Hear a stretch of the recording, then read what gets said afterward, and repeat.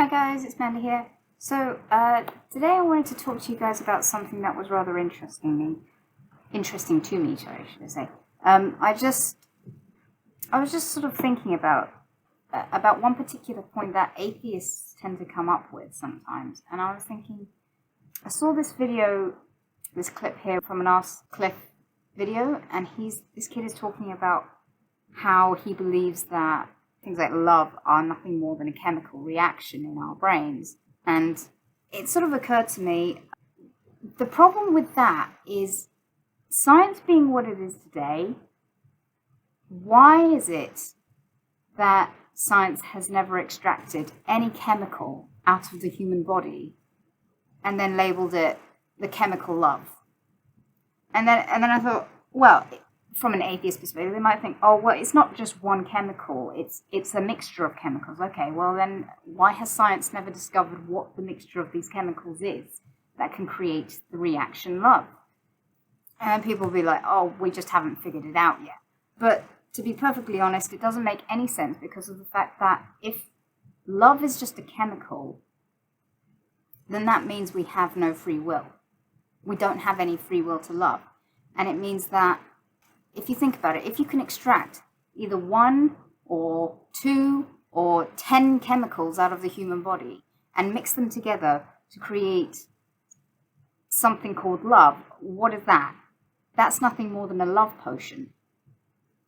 And can you imagine how scary that would be if it turned out that love is nothing more than a chemical reaction that could be artificially created by extracting chemicals out of the human body, or even from extracting it out of an animal's body or something? I mean, you know that dogs love you because otherwise they wouldn't want to be anywhere near you.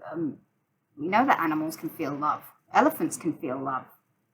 We know that. So what? Science is going to start extracting chemicals out of elephants in order to make chemical potion love? Well, frankly, it sounds absurd, but frankly, I wouldn't be surprised if science did go there, if it was possible to do that. And also the fact that that's a dangerous idea, because then that means that if it is a chemical that can be mixed or extracted or whatever, then that means that it could be bottled and sold. And can you just imagine what would happen if you could sell the chemical love? Just how terrifying would that be? You'd have people drugging each other.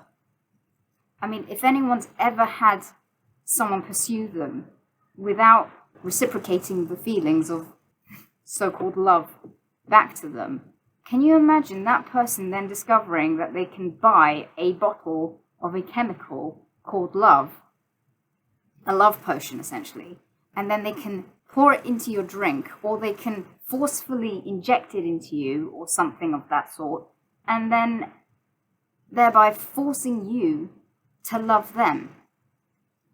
That's a terrifying thought, because remember, these atheists think that it's nothing more than a chemical reaction, remember that? So that's what would happen if it turned out that love is nothing more than a chemical. And if you think about it, yeah, look, are there chemical reactions in our bodies? Yes. But you cannot make love a chemical reaction, because then it means that love is not freely given, which means that we're nothing but robots. If we are nothing but chemicals acting and reacting in our bodies, then we aren't humans. We aren't free, autonomous humans. We are just robots doing what our bodies are programmed to do, which means that you have no freedom of choice to love who you love. You are just programmed to love this type of a person. You are just programmed to love that type of a person. You are just programmed to go here, go there, do this, do that. It's just all programming.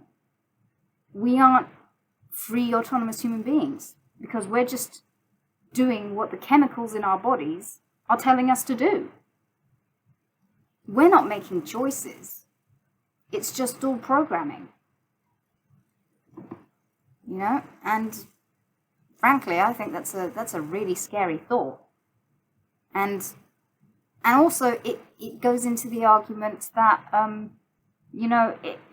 if you have no free will and everything is just pre-programming, then it means that psychopaths aren't bad people, because they're just programmed that way.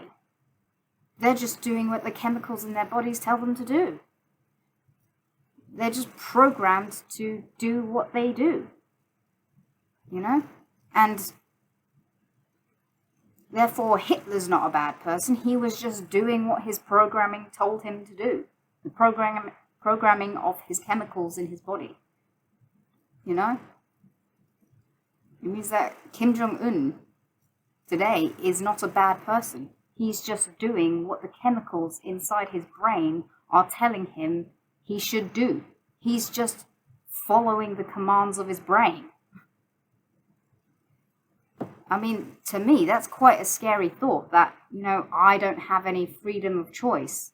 I can't do anything out of choice. I'm just doing what my chemical brain is telling me to do. Which means that you, sitting there listening to this, you don't have any choice to turn off this video. You have to sit through it, because your chemicals in your brain are telling you have to sit through this. The chemicals in your brain told you have to look for this type of a video and you have to watch it. You have no choice. So, you know what? I just find it absolutely boggling. I find it boggling that, this is the way atheists think we are.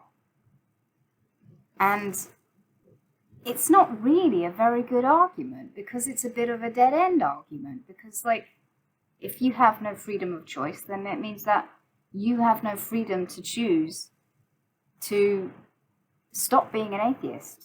You just are an atheist. And we have no freedom of choice to choose to be Christians. We just are Christians. We have no freedom of choice to believe anything other than there is a God. It makes no sense. It makes no sense.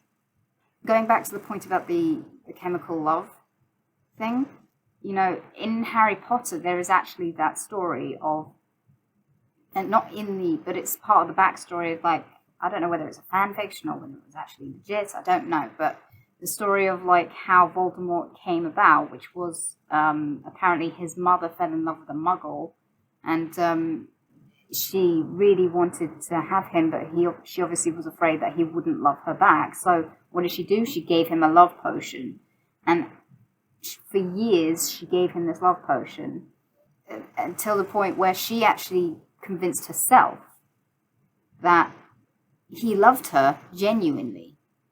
So one day she decided, I'm going to stop giving him the love potion.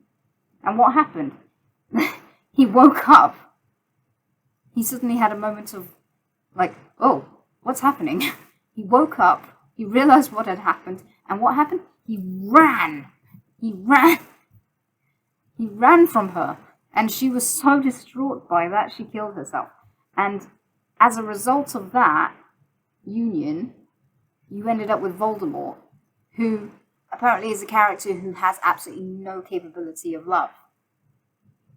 He has no capability to love because of the fact that he came from a union made out of false love. So, how tragic is that?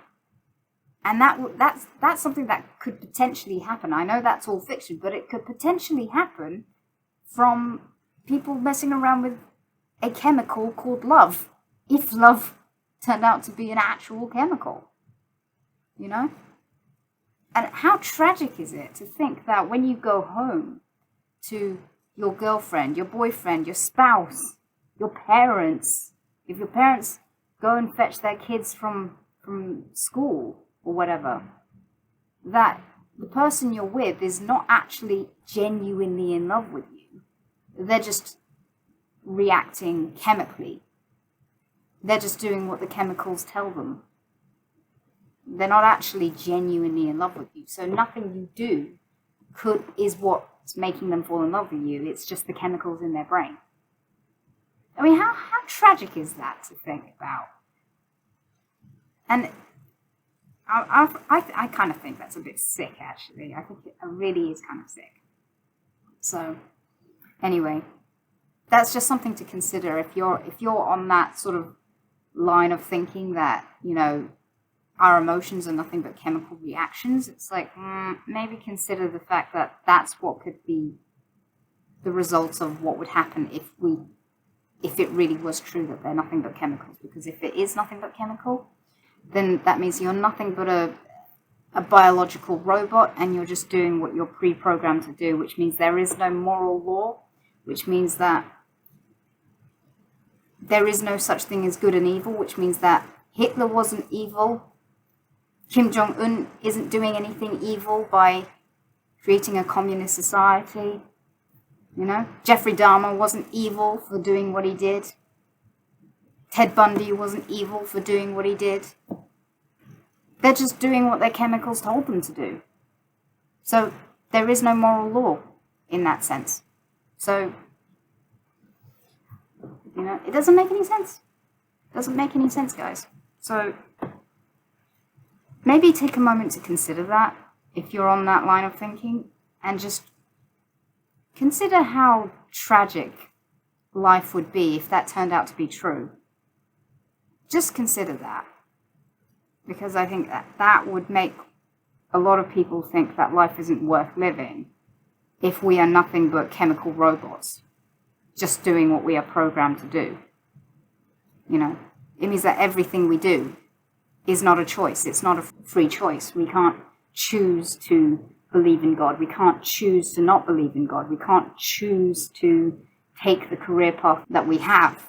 We can't choose to go to university. We can't choose to wear the clothes that we choose to wear. It's all programming. It's all pre-programming, done by a bunch of mixture of chemicals in our brain. So, yeah. That's kind of a tragic thought. It's a very tragic thought. And it just doesn't, even on a scientific level, it doesn't make any sense. Because we know for a fact that people have freedom of choice. So, anyway, I'll leave it there, guys. I'll leave you to ponder that one for yourselves. I'll see you guys in the next video. Bye.